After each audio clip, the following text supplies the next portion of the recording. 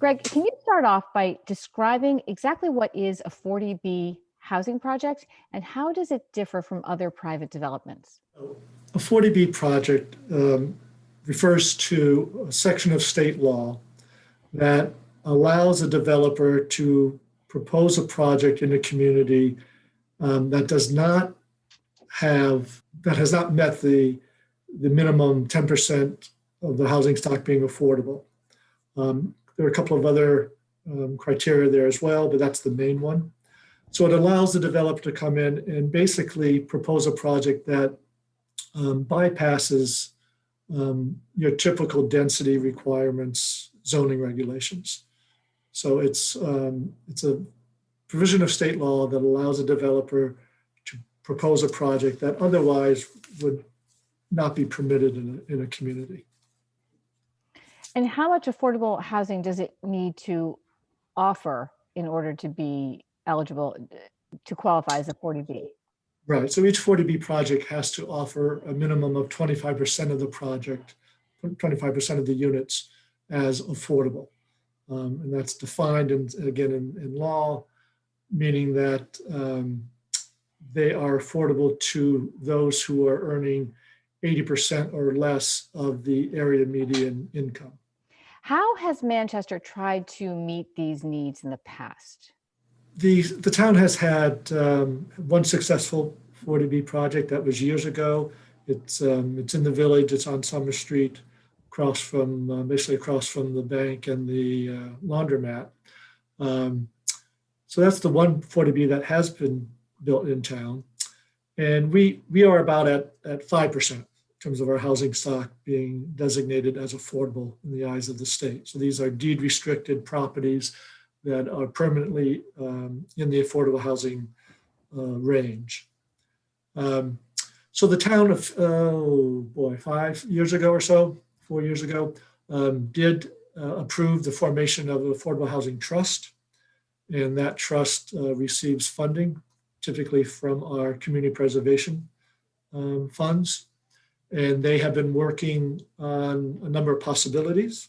They have not been successful in bringing a project to fruition at this point, though they do have a number of projects sort of in the fire, if you will, some irons in the fire.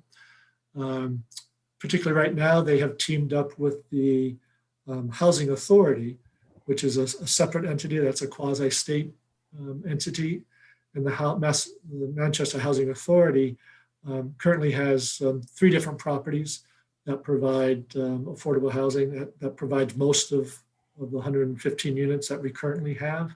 They've teamed up with the Housing Trust to see if there are opportunities to expand the housing at both of the 3 of those properties, plus looking at a piece of town property. So that's what they've been pursuing most recently, and chipping away at it. Mm-hmm. So I just want to push a little bit on that. So it sounds like the town has been trying to provide affordable housing. There have been challenges, and I'd kind of like to know if you could sketch out what the challenges are. And then, did this Shingle Hill project surprise anyone? Because this is a big project, and it seems like the doors were open for the affordable housing, for it to be a 40B project. So the town has been vulnerable, if you will, to a 40B potentially coming in because we have not met the threshold. We have been working on getting more affordable units produced, but we haven't been able to do that yet. So that is another vulnerability. So if we're able to make annual progress towards our goals that are identified in our housing production plan, that's the other piece that we've done. We've produced a housing production plan. It's good for 5 years. We're actually in the middle of updating it right now. It was presented to the planning board and the selectmen last week, in fact. So it's ready to be renewed. But we haven't actually had those projects being constructed, and that's the key. So we need to be showing annual progress of a minimum of 11 units a year in order to have what's called a safe harbor from a 40B project. And so that's the other way. So either you're at 10% or you make annual progress on your production plan For us, that means 11 units a year. The third safe harbor is if the amount of land that affordable housing currently occupies equals 1.5% of the total land mass in town. So was the 40B a surprise? It's been lurking out there. I think everyone's had in the back of their mind. I think we've always hoped that we could have a 40B project come more on our terms than on the developer's proposal. But in this case, we have a developer's proposal. So Greg, can you tell us how much of that mandated 10% affordable housing this project will provide? So as I said, we're at 5% now. And so we need a minimum of 115 more units to be at 10%. It's always nice to have a little cushion because the 10% is based on total number of housing. If we add houses every year, then your 10% number climbs. To be at that 10% comfortably, 120 units are needed. The project is proposed to be 157. 25% or about 40 of the units would be technically affordable and deed restricted as such. However, by state law, a rental project like this, you're allowed to even though all are technically in the affordable range. So if the developer builds 157 units, all 157 would count towards our affordable housing stock and would get us well over that 10% threshold. So what are the town's concerns regarding this project? It's a large project for Manchester. The proponent is proposing 157 apartments.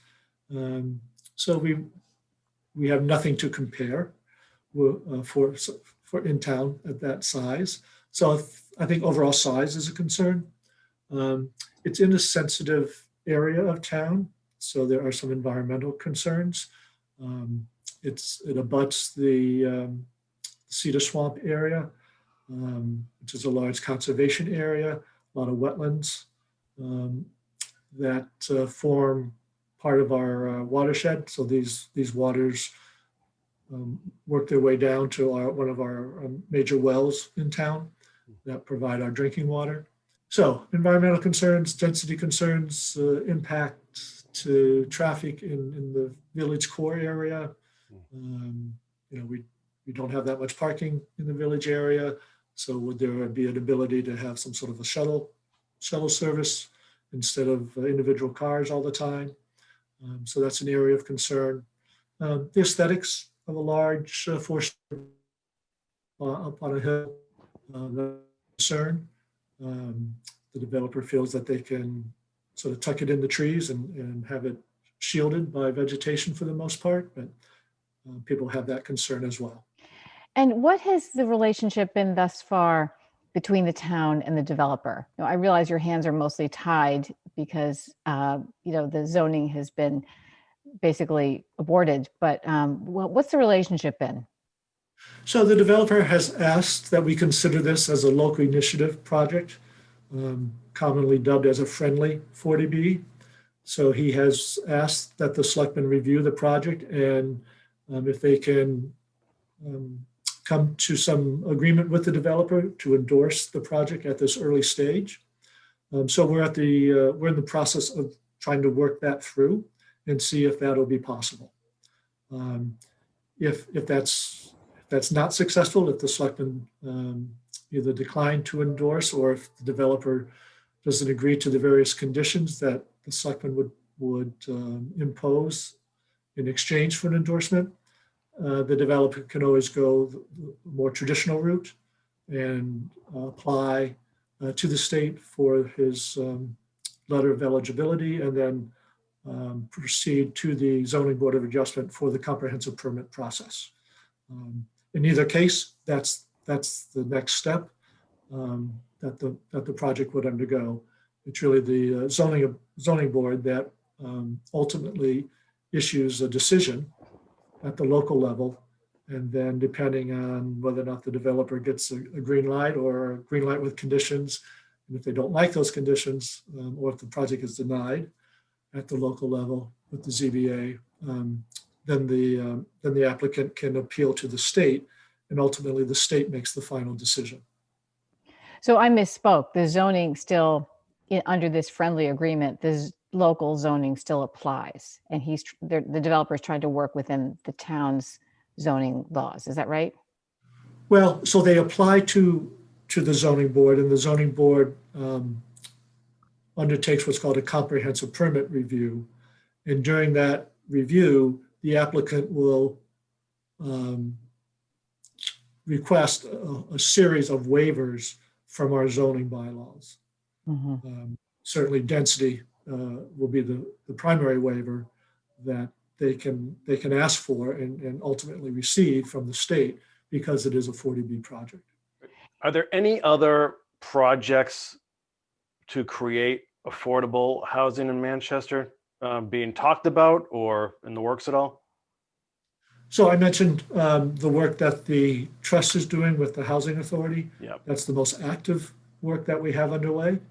And those are progressing. The planning work is almost done on the details of that, at least at the preliminary level. So the Housing Authority and the trust teamed up to hire a consultant to look at, as I say, expansion of the existing Housing Authority sites, and also an additional town-owned piece of land to do a new project. In the range of, depending on how things get configured, they're looking in the range of in the 50 to 70 new affordable housing units. Greg, you mentioned that before we spoke that the selectmen met, I think, on Monday and then last week, discussing this project in different forums. Do you want to just summarize what came out of those meetings? Sure. The board's been meeting basically weekly on the project, either at their regular meeting or at a special meeting, what the major concerns are with the project, and trying to develop potential mitigating steps that we could request the developer to take to minimize any negative impacts the project might have on the community. So to help us do that, we've reached out to a couple of three consulting firms to provide us some guidance and to do what's called a peer review on some of the materials that the applicant has provided to us.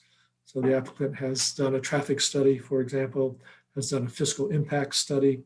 These studies are on our website, and we're asking consultants with expertise in those areas to help us review those studies to make sure that they are accurate, and if there are different viewpoints that should be brought out or not. So those will help form the basis for the negotiations that the selectmen would enter into with the developer as they work towards the potential of having a letter of endorsement for the project. And what is the timeline for these conversations? So we hope to get the peer review materials by the first of the year. And so I would anticipate more direct negotiations with the developer in the latter part of January and into February, possibly March. So I would think by late winter, we would know whether or not the board is endorsing the project through a letter or not. Great. So at that point, then it's back to the developers in their court, so to speak, to get a letter of eligibility from the state and apply to the zoning board to begin the comprehensive permit review process. Great. So that's likely to be perhaps over the summer and into the fall. Anything else we need to know right now, Greg? Because that's a lot. that was a mouthful already, wasn't it? Right. So it is a big project for the town. There's a lot of interest, a lot of concerns from residents. We're trying to provide as much information as possible. The selectmen have committed to holding these sessions all open to the public. Any negotiations with the developer, they've committed to doing those in public session as well. So we're trying to be as transparent and informative as possible. And, you just never know exactly where these kind of projects will go. So it's hard to predict what the ultimate outcome will be. And we'll just have to keep plugging along as the process unfolds and see where this all leads. We appreciate the update and we look forward to continuing the conversation. Very good. Happy to give updates as things evolve.